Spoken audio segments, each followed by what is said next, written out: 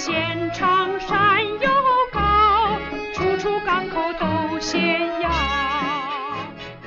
Hello and welcome back to another episode of Straight Talk with Xiangyu, where we dive deep into the Taiwan Strait and explore perspectives of everything Taiwan related not typically found on Western mainstream media. Today I'm going to talk about something that you've probably only heard of if you follow my social media or have heard me speak on it on Midwestern Mark's Carl Zha's Silk and Steel or Global Majority for Peace. And that is the lawfare that the incumbent DPP is carrying out against former Taipei City Mayor and 2024 candidate for Taiwan's leader, Ko Wen-je. As a visual aid, this is what Ko Wen-je looks like. So, on January 11th, an estimated 150,000 people came out to protest the DPP's political persecution of Ko Wen-je, but somehow this protest was barely covered by international media, while much smaller protests mobilized by the DPP have received plenty of coverage in the past. The fact that there is basically a total media blackout is why I think it's so important to talk about this, because if the ruling elites are trying this hard to prevent people outside of Taiwan from hearing about this, you know this wasn't some glowy color revolution and that there's good reason why they want to keep everybody in the dark. And I think a huge reason is this. As antagonisms between the collective West and China, specifically mainland China, are intensifying, Western media is presenting Lai Ching-te, the current leader of the Taiwan area, and the DPP, his political party, as defenders of freedom and democracy against authoritarianism. But right now, this very administration being praised by the West as defenders of democracy is being protested by the people of Taiwan as an increasingly tyrannical regime that's more and more disregarding democracy and the rule of law. I mean, this is the political party that made a post on Threads praising Yoon Suk-yeol's martial law in Korea back in December. So, to give you a context of the situation and also explain why so many angry citizens came out to protest the Lai administration, I'm going to review the current situation in Taiwan. Right now, Lai Ching-te is the so-called president, meaning the executive branch of the government is under DPP control, since Lai Ching-te is a member of the DPP. However, the legislative branch of government is under oppositional control since the DPP only has 51 out of 113 seats, whereas the KMT has 52, the TPP has 8, and 2 independent legislators have 2.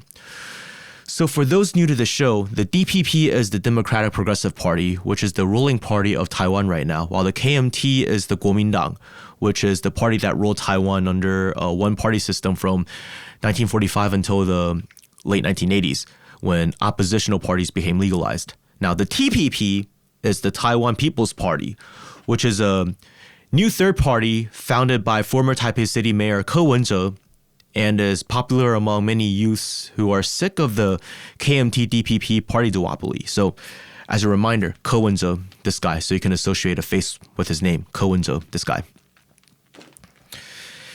In simple terms, the DPP is considered to be more separatist-leaning, while the KMT is supposed to be more reunification-leaning and reconciliatory towards the Communist Party of China.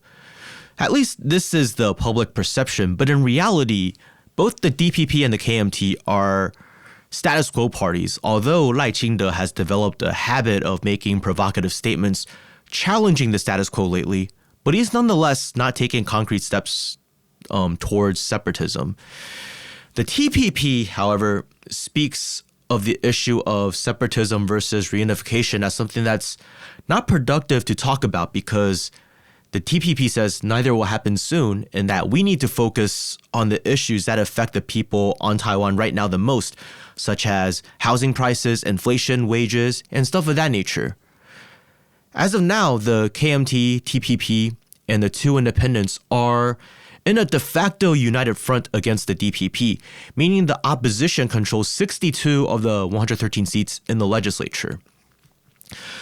This sets a very dangerous precedence for the DPP in consideration to the local elections of 2026, so next year, and the so-called presidential election of 2028. And this is because Lai Ching-te won the election last year with 40% of the vote, or less than 30% if we count abstentions. This means the majority of Taiwan did not support Lai Ching-te, but that Lai Ching-te was able to win because the opposition ran on separate tickets. While talks between the KMT and TPP to run on a joint ticket for the 2024 election failed last year, now they're actively working together in the legislature. So it's very likely that next year they'll talk about which cities and counties they'll run in so that they can put forth the best candidates with the highest chances of winning against the DPP, and they also won't take votes away from one another, and they can both compete one-on-one with the DPP. And as of now, the DPP already only controls a minority of the cities and counties. So from the DPP perspective, you can understand why they are so concerned about this. And if the KMT and TPP develop a stronger working relationship over the next few years, it is very likely that the KMT and TPP will run on a joint ticket in the 2028 election and defeat the DPP's Lai, who is not popular at all right now. So as you can see, the DPP can defeat the KMT if the TPP is out of the picture, or if the KMT and TPP are split. But if the KMT and TPP are united, then the DPP will lose. So for a third party, the TPP is quite powerful in the sense that it plays a very decisive role in Taiwan's politics today. In the legislature, if we assume the DPP and KMT vote opposite ways 100% of the time, then the TPP gets full control of how votes go, since whichever party they side with wins. They are the swing bloc. And so Lai Ching-te really wants to bury the TPP. And the way he wants to bury the TPP is to lock up its founder and former chairman, Ko Wen-je, and damage his reputation, and then associate the party with that damaged reputation. So how is this being done right now? To answer this question, we need to go back to August 31st of last year. On that day, Ko Wen-je was arrested in connection with allegations of accepting bribes related to a property development project approved during his tenure as mayor, and the misuse of political donations. Basically, a development company called Core Pacific Development wanted a plot of land that they had to be rezoned so that they could build a plaza the way that they want to. And now Ko Wen-je is accused of accepting bribes during his tenure as mayor to make it happen. Specifically, he's facing 4 charges. 1 is bribery, the 2nd is profiteering, 3 is embezzlement, and 4 is breach of trust. If he's found guilty of just the first one, so bribery, that alone could put him in prison for 15 years. And if he's found guilty of all 4 crimes, then he'll face a maximum sentence of 28 years and 6 months. However, if we read the indictment that came out in December, we'll find one major problem with this case. There's absolutely zero concrete evidence for any of these charges. I'm not saying Ko Wen-je was innocent of accepting bribes, but big accusations require big evidence in a court of law. And if you fail to find evidence for the crimes, you're not supposed to lock the suspect up. It's been almost half a year now, and we still have absolutely zero evidence of cash flows. So what are the accusations? The indictment accuses Ko Wen-je of accepting a total of 17.1 million new Taiwan dollars in bribes from Core Pacific Development Group. First accepting a 2.1 million new Taiwan dollar bribe, and then 15 million. The accusation is that the Core Pacific Development Group got 7 people to each donate 300,000 Taiwan dollars in March of 2020 to the TPP as a political donation, and that this was an advance payment to Ko Wen-je. Is this effectively a bribe? You could say yes, but legally, no. Am I saying that this is right? Absolutely not. But it's a product of a system that encourages these types of activities. Basically, if I'm the chairman of a development company and I really want to get something rezoned, I'll make a donation to the political party of the mayor, and it's basically me telling the mayor, hey, I'm not telling you what to do. I'm not telling you to do anything, but I'm rich and I got your back. And your party has elections coming up. It would be very nice of you if you could have my back. And I'll have your back too. Like I said, legally, this is not a bribe unless you can prove that Ko Wen-je pocketed this money. But the problem is these donations were properly recorded and are public record. A political party receiving donations has to keep records and report it, which is how we know about these donations totaling to 2.1 million new Taiwan dollars in the first place. The Taipei District Prosecutor's Office's logic, though, is basically the inference that since the DPP is Ko Wen-je's party and this development company donated to the party, Ko Wen-je must have pocketed some money since the party belongs to him. Okay? But where's the proof of cash flow? We need to either follow a paper trail or find cash that we can reasonably prove was taken from the political donation. What about the remaining 15 million? And by the way, when I say these cash denominations, it's new Taiwan dollars, which is about 30 to 1 US dollar. So $1 is about 30 new Taiwan dollars. Anyways, according to the indictment, on October 18th of 2022, before the groundbreaking ceremony of Core Pacific Plaza, Shen Qingjing, the chairman of Core Pacific Development Group, withdrew 16 million in cash, and sometime between October 19th and November 1st, word for word in the indictment, at some time and some place, so no specific time or place, just a range of nearly 2 weeks, Ko Wen-je personally received 15 million new Taiwan dollars from Shen Qingjing in cash. But where's the evidence? Have they found the cash? No. Have they found out the time and place where this transaction allegedly occurred? No. So, this begs the question once again, where is the evidence? Well, apparently, Ko Wen-je logged this in an Excel spreadsheet on a USB drive as November 1st, 2022, Xiao Shen, which means little Shen. So I guess that's his nickname for Shen Qingjing. 1500. So in case you don't know, 15 million in Chinese is 1500 10,000s. But how do we know 1500 means 15 million? It could mean 3 p.m. in military time. Not to mention a personal Excel spreadsheet isn't proof of a financial transaction.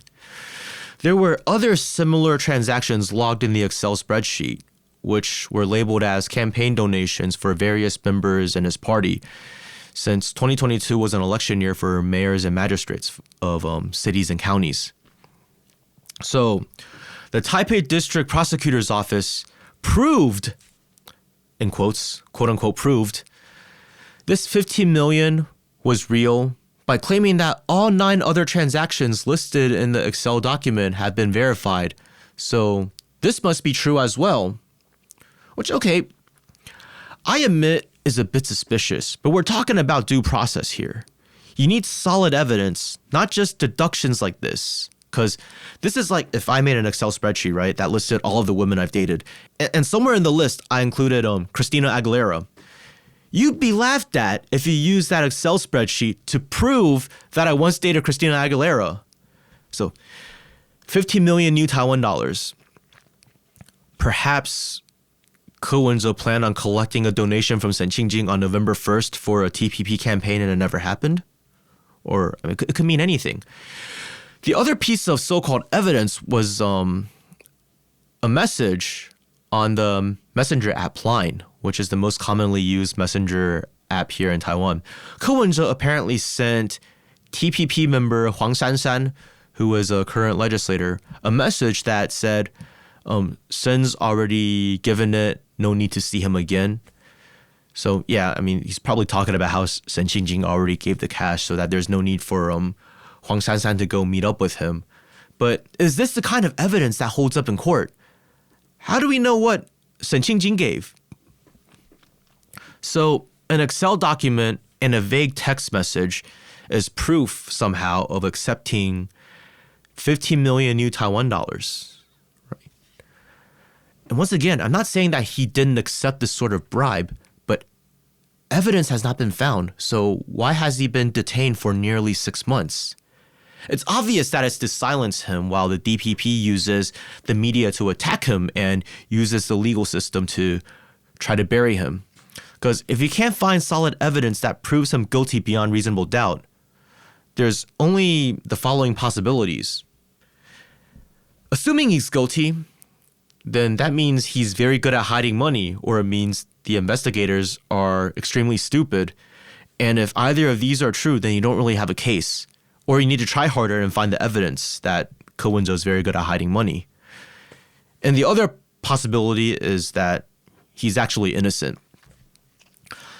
And what do I mean about the DPP using the media to attack him? Well, what I'm about to tell you raises a lot of suspicion that the ruling party is using the media to influence public opinion while directly interfering with the case. Because there's this one tabloid over here called Kan, whose English name is Mirror Media. Ever since Ko Wen-je's arrest, Mirror Media has been making reports about this case, providing information about the campaign donations, the 15 million, the Excel spreadsheet, and all of that. What's very curious is this. The indictment for this case is nearly identical to the reports done by Mirror Media, like 70 to 80% the same. There's a principle of non-disclosure during an ongoing investigation, so there would be a problem if the Taipei District Prosecutor's Office was leaking information to Mirror Media to report during this ongoing investigation. So of course, people asked Mirror Media where they received the information, which they refused to disclose. Now, curiously, within the indictment itself, it says that the findings by tabloids did not come from the Taipei District Prosecutor's Office, so therefore it is not obligated to further investigate them. That's pretty suspicious, don't you think? I mean, because the job of the Taipei District Prosecutor's Office is to thoroughly investigate the case. If Mirror Media is reporting information that did not come from you that's relevant to the case, shouldn't it be investigated? I mean, maybe you'll get leads onto where the money went, right? So people in Taiwan are understandably assuming that the Taipei District Prosecutor's Office is covering for itself and that the DPP is directing both the District Prosecutor's Office while at the same time using Mirror Media to shape public opinion of an ongoing investigation. And so people now jokingly refer to the Taipei District Prosecutor's Office as the Mirror Media Prosecutor's Office. There is the legitimate concern that they were trying to get public opinion to assume Ko Wen-je's guilt even before the legal proceedings were concluded, which raises the question of whether or not he even had the right to a fair trial, especially since he's been locked up since August 31st and therefore cannot make any public statements while the media attacks his character. And these suspected leaks to Mirror Media are being quoted by pro-DPP media all the time, seemingly without any legal consequence. And these suspected leaks to Mirror Media are being quoted by pro-DPP media all the time, seemingly without any repercussions. So of course, the TPP is operating under the assumption that the Taipei District Prosecutor's Office is not acting independently, but under the directive of the Democratic Progressive Party. After all, the Taipei District Prosecutor's Office operates under the Ministry of Justice, which in turn operates under the executive branch. And we all know who's in charge of the executive body right now, which is the DPP, Lai Ching-te. It's a clear case of lawfare, with the DPP weaponizing the legal system and the media in hopes of achieving its goals of burying a political enemy, despite lacking the evidence needed to fairly prosecute Ko Wen-je. And so the theme of the protest attended by 150,000 people last month was the masses standing in opposition to green authoritarianism and the miscarriage of justice. Green being the color of the DPP, kind of like how in America the Democrats are blue and Republicans are red. The protesters believe that the DPP is obstructing justice and using the judiciary to attack its political opponents. And what has the DPP done in response to these protests? Has it tried to correct its ways and appeal to the people? Has it tried to offer any explanations for its actions? Just the opposite, actually. It's doubling down and it's continuing to accuse the KMT and TPP of being puppets of the Communist Party of China and that their supporters are brainwashed by fake news disseminated by the CPC. And now the DPP is in the process of launching a recall offensive in an attempt to remove KMT and TPP legislators from the legislature in hopes of the DPP gaining a majority. And you know what's very funny? The DPP is doing all this while it's publicly saying we need to unify against external enemies. Yeah, you're reunifying against external enemies by branding everybody who doesn't agree with you as puppets of external enemies? What efforts are Lai Ching-te making? Is he meeting with Zhu Lilun and Huang Guochang, the chairman of the KMT and the acting chair of the DPP, respectively? Is he meeting with them? Nah. See, when Chen Shui-bian led Taiwan from 2000 to 2008, he was in a similar position as Lai Ching-te. He barely won the election, and the legislature was in the hands of the KMT. And because the KMT was bigger in the legislature, Chen Shui-bian, who was with the DPP, made it a point to meet regularly with Wang Jinping, who was then the speaker of the legislature, who was KMT, because he wanted to establish a working relationship and ensure some level of mutual understanding. What about Lai Ching-te? All his party is doing is red-jacketing everyone who is slightly opposed to the DPP, to the point where someone like me, an actual supporter of the Communist Party of China, doesn't really even feel out of place in Taiwan anymore, since every other person over here is being accused of basically being me. So you might wonder, why does the DPP hate the TPP so much? I mean, the TPP isn't the first third party in existence. There have been other ones like the People First Party, the New Party, and the New Power Party. And the reason is simple. The People First Party and the New Party were formed from splits with the KMT. So their existence alongside the KMT was, in the eyes of the DPP, no different from a unified KMT. To the DPP, if these parties split the vote, it would just be splitting the blue vote. It would not be splitting the pro-DPP vote. Now, the New Power Party was born from the Sunflower Movement, or as I call it, the Sunflower Color Revolution, back in 2014. This was basically a leftoid party that was essentially Taiwan's version of the Squad, though unlike the Squad being a part of the Democratic Party, the New Power Party was nominally separate from the DPP, but they always voted consistently with the DPP when it mattered. So effectively, they were just like the Squad in the Democratic Party. However, in recent years, key figures in the party like Freddie Lim and Wu Zheng have left the New Power Party and joined the DPP, while Huang Guochang eventually jumped ship to the TPP. And this is why the DPP especially hates Huang Guochang, and it's also why the New Power Party is basically a thing of the past. They don't have any seats in legislature. They're kind of fading away. Their relevance is fading.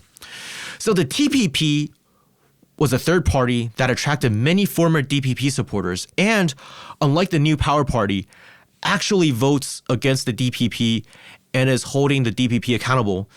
So to the DPP and to hardline DPP supporters, the TPP is a party made up of traitors. Just imagine in America if the fraud squad like AOC, Ilhan Omar, and all those people actually did force the vote. You would expect mainstream Democrats to brand these people as traitors and probably hate them more than they hated Trump. Now, if you ask former DPP supporters who now support the TPP, like my friend I interviewed in the last episode, they don't view themselves as traitors so much as they feel that the DPP has betrayed its own values and the promises that it's made to the people. So I want to wrap this episode by asking you this. Given all of these facts, don't you think it's no coincidence that this protest was practically ignored by Western mainstream media? I mean, 150,000 people. I'm not saying that the average person outside of Taiwan is obligated to care about this, but when much smaller protests are covered and this much bigger protest is ignored, something's got to be up. And that's because the global ruling elites don't want you to know about how their so-called rules-based order of freedom and democracy, which is really code for Western hegemony, is being increasingly held together through very anti-democratic means as Western hegemony is standing on its last legs. If the people in America knew the truth about Lai Ching-te and his DPP, they would no longer be swayed by the DPP-controlled Taiwan lobby in the US. So, because this truth is being hidden from you guys, I hope you guys can help spread it by sharing this episode or the article linked in the show notes. That's basically all I got for today. As always, if you got any feedback or show suggestions, feel free to send me an email at straighttalk@xiangyu.tw. And if you really want to support me in sharing perspectives of this part of the world not typically covered by Western mainstream media, please consider to share my content as well as subscribe on my YouTube or wherever you get your podcasts. For those who really enjoy the work I do and want to go the extra mile in supporting me, please consider becoming a patron on Patreon, becoming a member of my YouTube channel, or making a one-time donation to any of the links in the show notes down below. I'd now like to give a huge shout out to my upper level patrons, Alvin Jia, Wang Yijing, Michael Kim, Victor, CD14039, Jim Fox, Kabaseta Fogo, SCY, and Maddie Roxy. Your support is greatly appreciated, and words cannot describe how thankful I am for your generous contributions. Thank you all for tuning in, and see you guys in the next episode.